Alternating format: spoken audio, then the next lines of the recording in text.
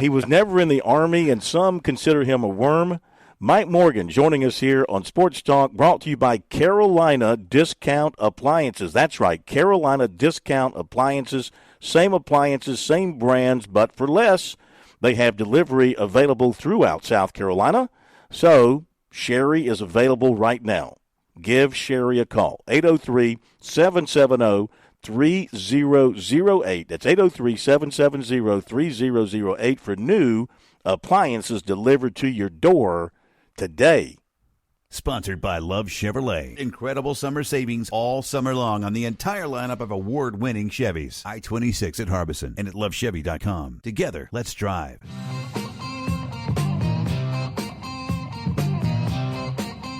He is Mike Morgan, Morgan on the Move, joining us here on Sports Talk. So, as you join us, we've had a couple of interesting notes here. It's football season. We're at the Citadel, and we had two of their fine players with us, but one of them was not allowed to go on camera because as a grad student, he was unshaven. He wasn't clean-shaven, so he couldn't be on camera. So we had none of that. And then we got a high school game being moved because of army worms eating the field. Your thoughts? Well, certainly I remember you shared a story with me when I first met you back in, I know you like to visit New York a lot, and you go back to the Studio 54 days, crazier times, and when you had a case of the army worms from a random female you met. I'm just glad that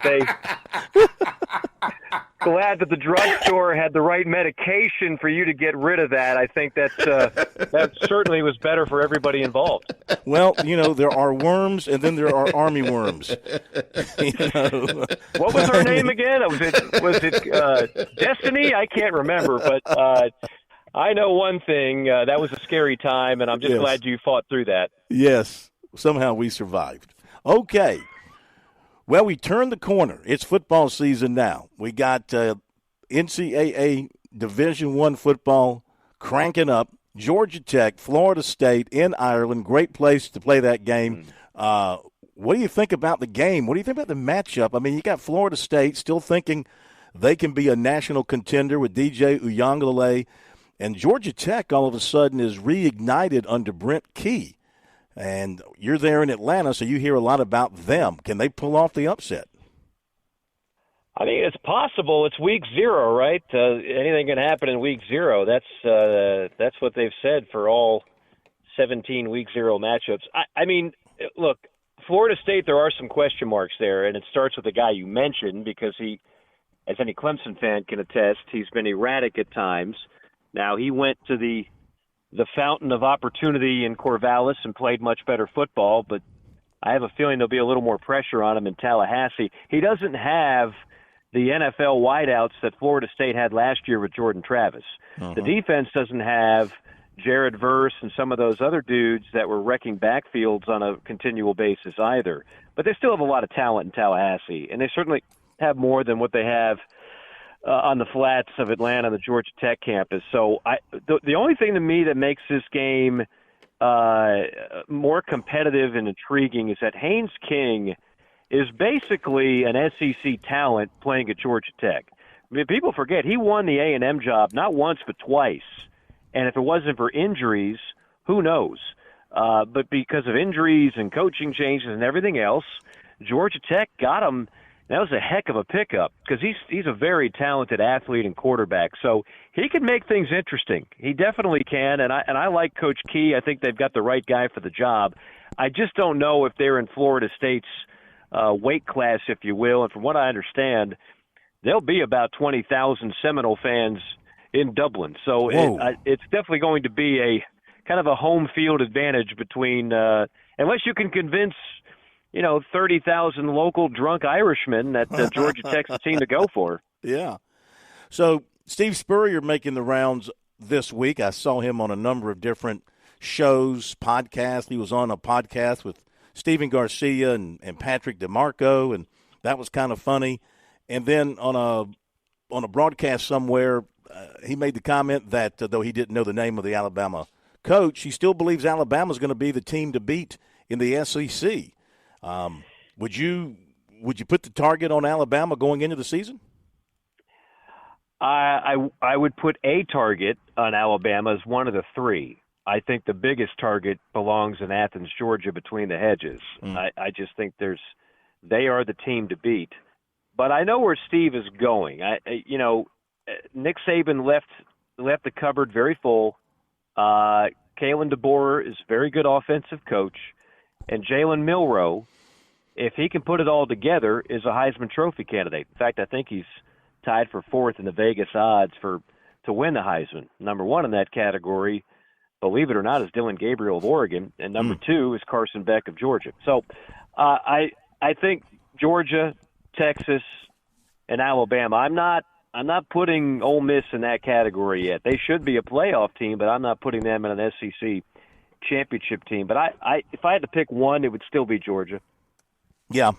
Now, that makes sense. It makes sense. I mean, until you knock them from where they sit and humble them, and I think Clemson, of course, will either do that, humble Georgia by beating them in Atlanta in front of a sold-out crowd, or, I mean, it could be a very close game, or Georgia might crush Clemson.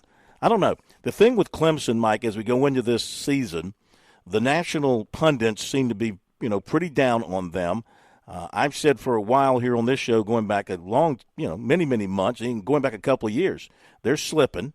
There's no question about that they have slipped from where they were, but they were at such a high point that through attrition and decision-making and some poor play, they've slipped. Now, are they totally off the national scale when it comes to the Georgia and the Alabamas, Ohio States, Michigans? Probably so at this point. I mean, this is a game, I said earlier this week, I think it's a referendum on the way Dabo Swinney is handling things now at Clemson, with his sticking to his philosophies and not participating in the transfer portal activity, by trying to help his team by maybe getting a better player here, a more veteran player there, believing that every player he recruits can be developed into a winning prospect, which is great. And you kind of hope it works out that way, because you kind of still want to see that happen in college sports. But if you're getting left behind, if you're just spinning your wheels while doing that, then you're not very smart as a coach. Wow. Okay, that's a strong take. I know you got a lot of Clemson fans in that audience that will either agree with you or throw a dart at your picture of your head on their local that's dartboard. Fine. But I believe in strong takes. You are. You're a hot take artist. I giveth strong, and I taketh strong.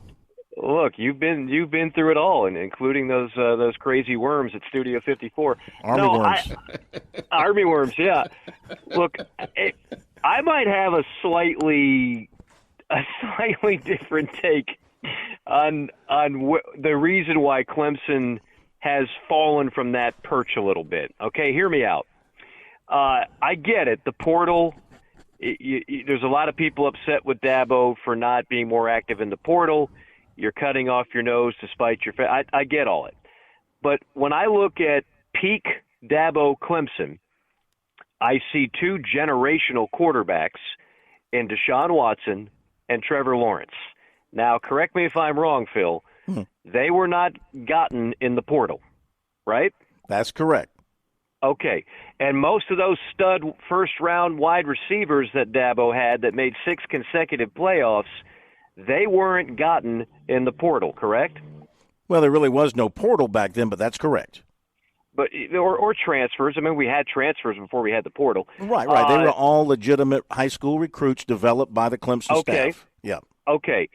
Last year's starting quarterback on the national championship team was J.J. McCarthy. Did he play anywhere else than Michigan? I don't believe so. I don't think he was a poor. Before that, it was Stetson Bennett, won 2 in a row. Did he play anywhere else? Well, he played in a junior college because nobody wanted him, so he had to walk on to Georgia. But he was not a portal guy. Carson Beck's not a portal guy. My point is that you don't have to be a huge player in the portal to be a power in college football. Kirby Smart doesn't go to the portal very often. Now, they're not anti-portal, but they're living large based on 5-star recruits every year. Alabama and Nick Saban, they got a few guys in the portal, but most of their guys were homegrown recruits. So I refuse to believe that this is all just a matter of, well, we would still be in the playoff and winning national championships if that damn Dabo would be more active in the portal. I really think that they struck lightning in a bottle with two generational quarterbacks that came there out of high school. And Trevor Lawrence and Deshaun Watson are difference makers. Cade Klubnik and DJ Uiagalelei are not to the level of those two. And you look at the wide receivers that they've gotten over the last few years, they're not to the level of the guys Clemson was rolling out there. So they still have had salty defenses and studly players on the defensive line and what have you. But I think it goes beyond just I think the portal is a very convenient excuse for some of the other things that have truly kept Clemson from being as powerful as they were. Just a theory. Well, listen, I cannot disagree with what you're saying, but then again, take Florida State, for example, before Jordan Travis was hurt. They were on their way. They might have won the whole thing. One of the key additions that they had, and they shop in the portal heavily, but take Keon Coleman, for example. Keon Coleman goes to Florida State, and he helps changes that offense. Could Clemson have used a Keon Coleman last year with the receiving core that they had? Yes, they could have. Absolutely. Right. Absolutely. So that's kind of my point. Everybody could. No, I don't disagree. Look, I don't disagree. But remember, Jordan Travis, to stay with your example, he wasn't a portal guy. He stuck it out at Florida State for, it felt like 17 years. Mm-hmm. So the most important position on the field is always going to be quarterback. We all agree on that.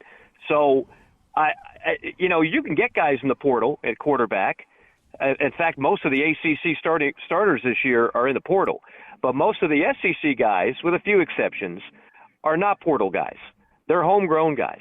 And that's the way Clemson was doing it. And I think Dabo is thinking, okay, I just need to find my next Trevor Lawrence, Deshaun Watson, DeAndre Hopkins, and so on and so.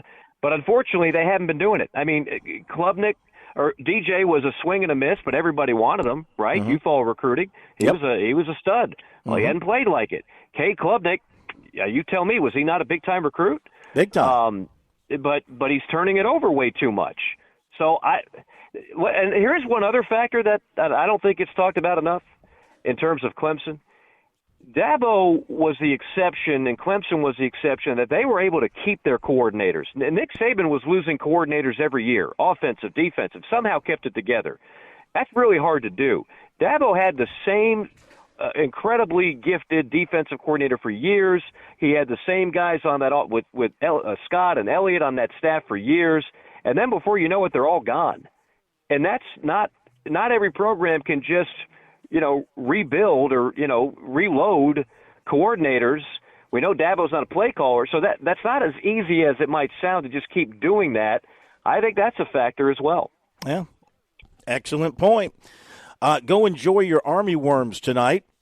And if you have intestinal issues, I was looking it up. An army worm can go into your intestines and clean out what's bothering you. So if you got an issue there, eat an army worm. Yes, I will do that. And if you have weeds in your yard, they'll take care of that for you too. Oh well, that's good. That's good to know. That's of course, good I've to seen know, your and yard. I've seen your yard, and there's no weeds in your yard. I've seen your yard, so no. I know you have a weedless yard. Yeah, it's a beautiful yard. I do. Yeah. Well, thank you so much. My landscaper will take that as a compliment. I'll throw him an extra 20 next time he comes by, courtesy of Phil Kornbluth. There you go. Talk to you next week. Thanks, Mike. All right, guys. See you. Thank you much. All right. Mike Morgan. I told you Mike would like the story about Army worms. I knew it. Great I didn't think he'd go that far about it, but great story. Isn't it? It's so high school football. It's just awesome. I love it.